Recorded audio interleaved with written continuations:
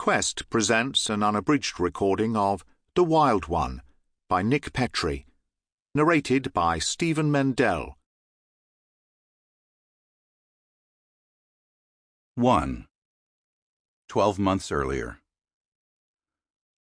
Oskar wakes them both by jumping into their bed, a warm and wiggly bundle of excitement. Eric groans, and Sarah buries her head under the covers. It's barely dawn, and the Air and Space Museum doesn't open until 10, but Oskar doesn't care. He wraps himself around his father's neck. "Happy Sunday!" Oskar whispers loudly, 7 years old and unable to contain himself. "Happy Family Day!" Sunday is Family Day, when Oskar gets to choose an activity they will all do together. For more Sundays than Eric cares to think about, the Air and Space Museum, with a food truck lunch on the mall, has been Oskar's choice. But Eric is still mixing batter for Family Day pancakes when Sarah's phone rings with a work emergency. She gives Eric an apologetic look and runs upstairs to put on work clothes. Eric can't face yet another Sunday fighting the tourists for a glimpse of the moonlander without her.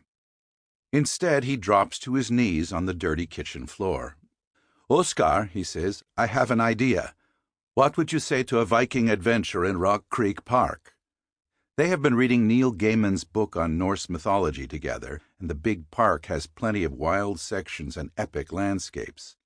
Oskar cheers and jumps around the house, climbing the furniture while Eric stuffs a backpack with sandwiches and extra clothes and a thermos full of hot chocolate, knowing that Oskar will happily wander all day if he's warm and fed.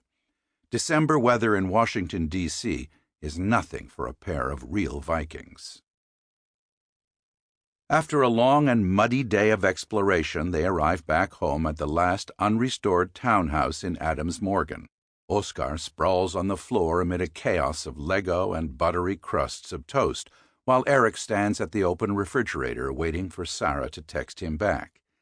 It is unlike Sarah to ignore her phone. Eric reminds himself that his wife runs her own small cybersecurity company, and a client emergency could well be a very serious thing. She might not be home until midnight or later, and dinner won't wait with a hungry boy in the house. Eric is the one who likes the predictable pleasures of domestic life. Sarah, on the other hand, thrives on emergencies. She still loves late nights dancing in clubs where the floors are sticky and the music is loud enough to lose yourself until daybreak.